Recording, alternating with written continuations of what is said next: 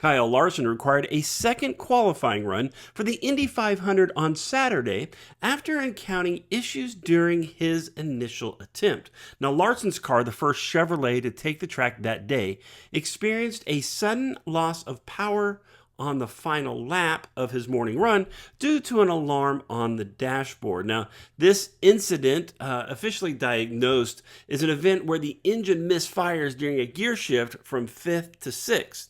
Now, this also affected some other drivers, including Ed Carpenter, Conor Daly, Christian Rasmussen, and his McLaren teammate Pato O'Ward. Now, Chevy leadership and McLaren race strategist Brian Campe provided insights into the technical difficulties.